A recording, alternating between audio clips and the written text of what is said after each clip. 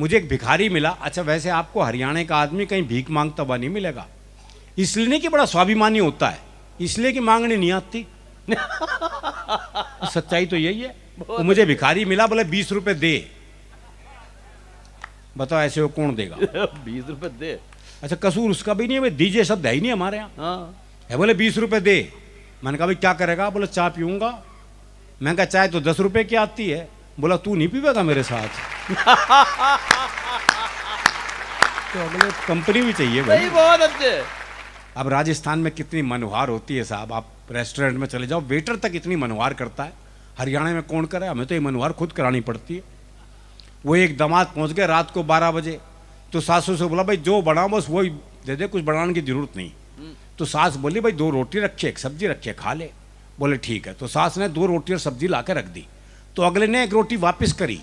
तो सास बोली वापस क्यों दे है? बोले बाद में बूझेगी नहीं, एक और लो, एक और लो। तो हम तो ये मनवार खुद कराते हैं, जो दूसरों के भरोसे रहते ही नहीं। अच्छा आपके राजस्थान के ठीक पड़ोस में गुजरात है। आप में से कोई गुजरात से तो नहीं है ना? हाँ, नहीं तो मैं पहले ही माफी मांग लूँ। एक बार मैं गुजराती परिवार में खाना खाने पहुंच गया जी। मैं ही जानता हूँ मेरी क्या स्थिति हुई। वो छोटी छोटी कटोरियों में तो सब्जी, भाई ने खाऊं सूंघूं। वो जामन जितना दही। बोले दही लो जी, दही। दही। अब हरियाणा में अब तक कटोरा भर के दही नहीं मिले तो काहे की दही? मैं सही बता रहा हूँ सर, राजकोट की घटना है। पहला फुल्का ये साइज था फुल्के का, गोलगप्पे जितना। मैंने सोचा ही 35-40 खाऊं जब जाके बात बनेगी, लेकिन अगला तो मेरे से भी ऊंची चीज था। 5वां फुल्का देते हुए बोला ये तो लेना ही पड़ेगा। तो हर प्रदेश का एक अलग आनंद है, एक अलग मस्ती है। वैसे भी आजकल बेटी बचाओ बेटी पढ़ाओ चल रहा है जी।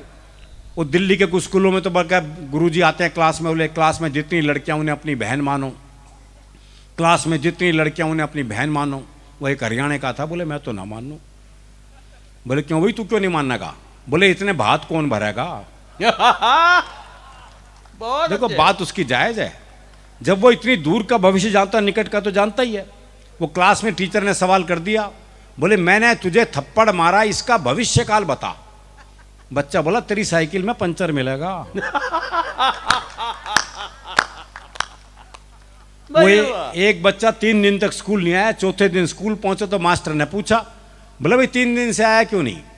बोला जी हमारी भैंस ने काटड़ा दिया है। काटड़ा समझते हैं ना आप? हाँ, भैंस के छोरे को कहे हैं, भैंस का छोरा। बोला जी हमारी भैंस ने काटड़ा दिया है। तो मास्टर बोला भाई इसमें क्या खास बात हो गई? बोले खास नहीं तो तू दे के दिखा। तो इन बच्चों से बहस कर ही नहीं सकते। और टीचर ने सवाल कर दिया, बोले मान लो तुम्हारे पास 10 लड्डू हैं।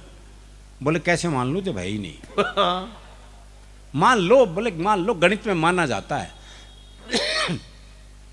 बोले माना जाता तो मान लिए। बोले 2 लड्डू किसने ले लिए? बोले पहले तो ये बता किसने ले लिए। अरे बोले मान लो ना किसने ले लिए। बोला अच्छा मान लिया, तो कितने बचे? बच्चा बोला जी 20। बोले ये कौन सा गणित है? बोले गणित में तेरी माननी जाएगी बस। हमारी भी मान ले भाई। वही वाह वाह वाह वाह। वो हरियाणा के गांव में स्कूल के पास ही शमशान घाट था। तो गांव में कोई मरता स्कूल की छुट्टी हो जाती, तो बच्चे बड़े खुश, बोले सही जगह स्कूल है।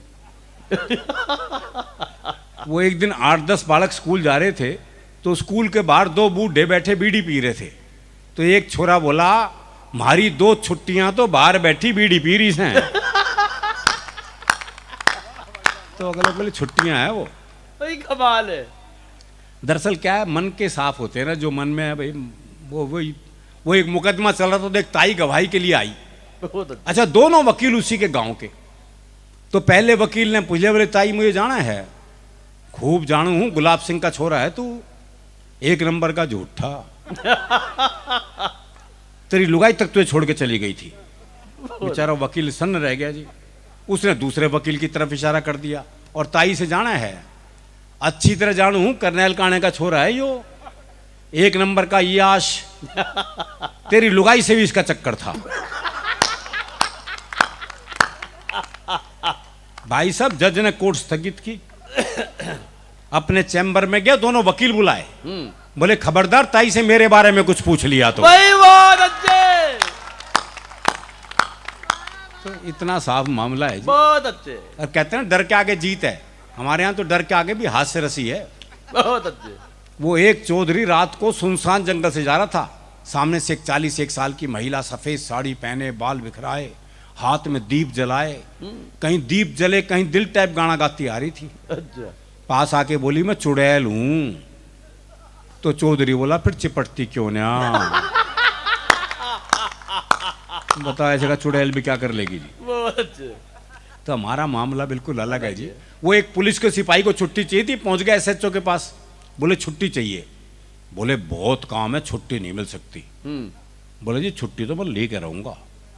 बोला अच्छा एक सवाल का जवाब दे दे छुट्टी दे दूंगा। बोले सवाल कुछ भी बूझ लो।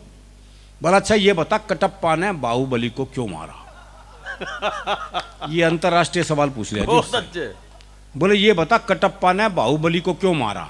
बोले हो सकता है बाहुबली ने कटप्पा को छुट्टी देने से मना कर दिया हो। ओए!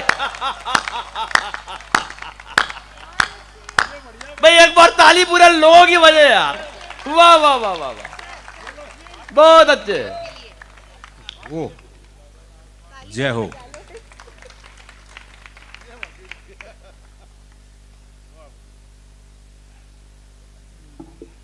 कहाँ था मैं, वो भूल गया इस चक्कर में होता। हाँ आदमी घबरा जाता है भाई एकदम। दरअसल क्या है, इस तरह की महफिलें होनी बहुत जरूरी है भाई। बेशक। हाँ क्योंकि संवाद से ही हास्य पैदा होता है।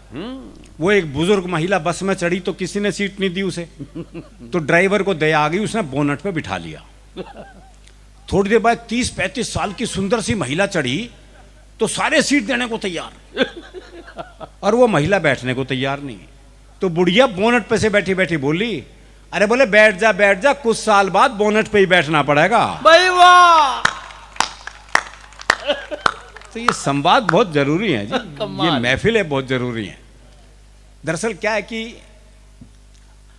हास्य रस जो है वो हमारे जीवन में है, हर स्थिति में है। फुर्सत में रहते हैं इसलिए हास्य रस में रहते हैं। वो एक ने एक रिक्शे वाले को आवाज दी, बोले खाली है, बोले हाँ, बोले आप फिर ताश खेलते हैं।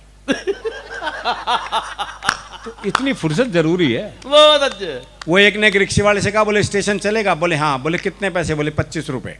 बोले ये तो रहा स्टेशन, अच्छा मैं पैसे कम कराने होते हैं हम जगह को पास बुला लेते हैं। बोले ये तो रहा स्टेशन। रिक्शे वाला बोला हाथ नीचे कर ले वरना रेल के नीचे आ जाएगा।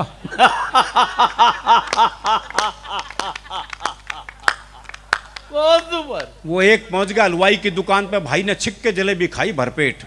जब पैसे देने का नंबर आया, भाई ने जेब झाड़ दी, बोले पैसे तो नहीं है। अब दुकानदार दुकान से बाहर निकला, 15-20 मिनट तबीयत से धुना पीटा उसे। जब खुद थक गया पीट पीट के, तो वापस दुकान में चला गया। अच्छा वो भी कपड़े झाड़ के खड़ा हो गया है। बोले आप क्यों खड़ा है, जा। बोले इसी भाव 1 किलो और दे दे। तो ये मस्ती अपने भीतर रखिएगा बहुत साहब। अच्छे। आप हंसेंगे तो ये धरती आपकी है, ये आसमान आपका है। अगर रोने बैठ गए तो किसी मिल में वो रुमाल आज तक नहीं बना जो रोते हुए आदमी के आंसू पहुंच रहे। भाई वाह वाह वाह।